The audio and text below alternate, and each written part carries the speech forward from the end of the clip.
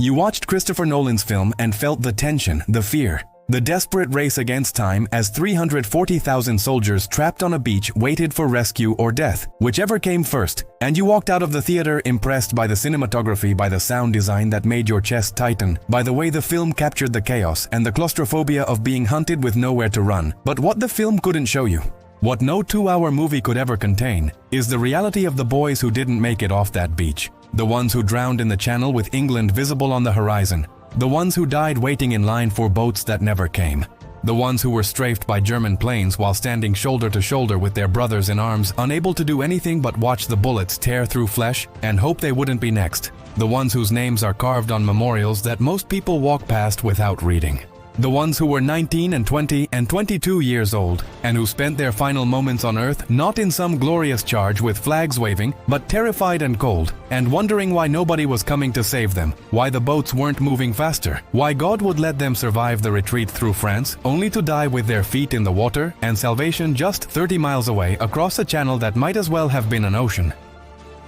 The British Expeditionary Force that went to France in 1940 was sent to stop Hitler's advance, to hold the line, to buy time for France to mobilize and for the war to be fought somewhere other than on British soil. But the German blitzkrieg didn't care about British plans or French resistance. It moved faster than anyone thought possible. Tanks and planes and infantry coordinated in ways that made World War I tactics look prehistoric. And within weeks, the Allied forces weren't holding a line. They were running for their lives, retreating toward the coast with German forces surrounding them on 3 sides and the English Channel at their backs. And by late May 1940, hundreds of thousands of soldiers from Britain, France, and Belgium were trapped in a pocket around the small French town of Dunkirk with no way forward and no way back, and the certain knowledge that if they didn't get evacuated soon, they would either be captured or killed by an enemy that had spent 3 weeks proving it could destroy anything in its path.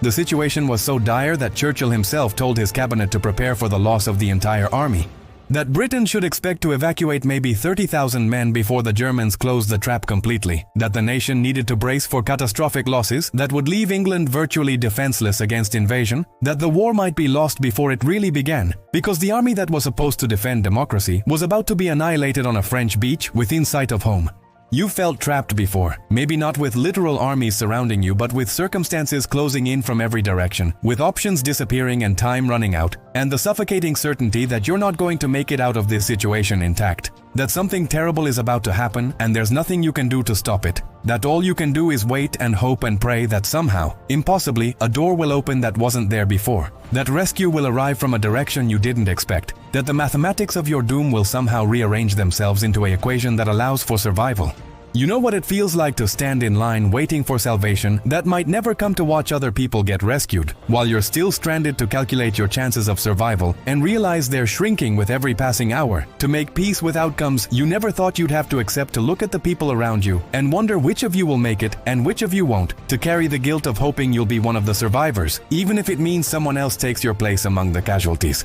The evacuation that history remembers as the Miracle of Dunkirk lasted 9 days, from May 26 to June 4, 1940, and it required every available vessel that could make the crossing from England to France, military destroyers and civilian fishing boats and private yachts, and anything that could float and carry men.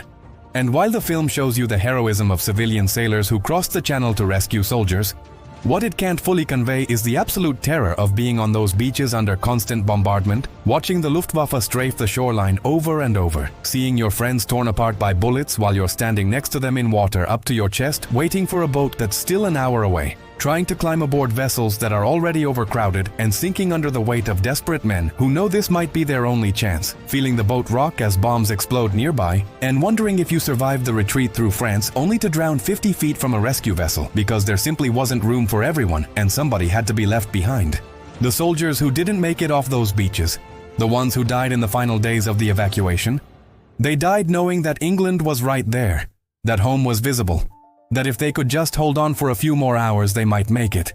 And that knowledge, the proximity of safety combined with the certainty that you're not going to reach it, is a special kind of torture that breaks something fundamental in the human spirit. The brutal truth that Hollywood softens for dramatic effect is that war doesn't discriminate between the brave and the cowardly, between the deserving and the undeserving, between the soldiers who did everything right and the ones who just had bad luck, because a bomb doesn't care about your character. A bullet doesn't check your service record before it finds you, and the water that filled your lungs as you drowned in the English Channel didn't stop to ask if you had a wife at home, or children who needed you, or a mother who would spend the rest of her life wondering if you suffered in those final moments. The evacuation saved 338,000 men, but it left behind thousands more who were either killed during the withdrawal or captured by German forces and spent the next 5 years in POW camps. And those numbers don't include the French soldiers who stayed behind to provide rearguard action, to hold the perimeter while the British evacuated, to sacrifice their own chances of escape so that others could make it to the boats, men whose names you don't know and whose stories weren't told in the film, because history tends to remember the victors and the survivors, but forgets the ones who didn't live to tell their version of events.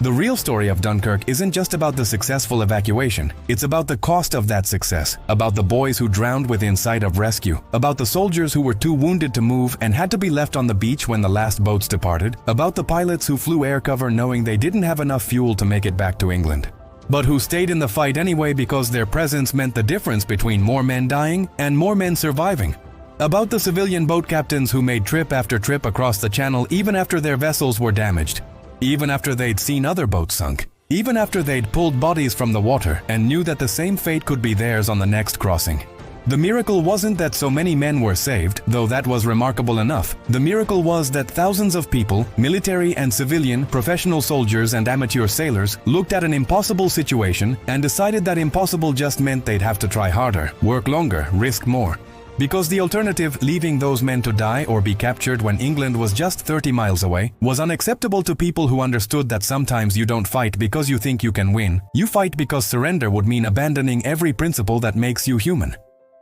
You can honor the soldiers who didn't return, not by romanticizing their sacrifice or pretending their deaths had some cosmic meaning that makes the tragedy acceptable, but by remembering that they were real people with real fears, who died badly in circumstances that were chaotic and terrifying and profoundly unfair. That they didn't get heroic deaths with dramatic music and meaningful last words, they got cold water filling their lungs, or shrapnel tearing through their bodies, or the slow realization as they lay wounded on the sand that nobody was coming back for them, that this beach in France would be the last thing they saw before everything went dark. You honor them by understanding that the film, powerful as it is still just a sanitized version of horror that no camera could fully capture and no audience could fully endure. That the real Dunkirk was worse than anything Nolan showed you, louder and bloodier and more desperate and more hopeless, and the fact that so many men made it home doesn't diminish the loss of those who didn't, doesn't make their deaths less tragic or their sacrifice less complete, because every single one of those boys who died deserved to live,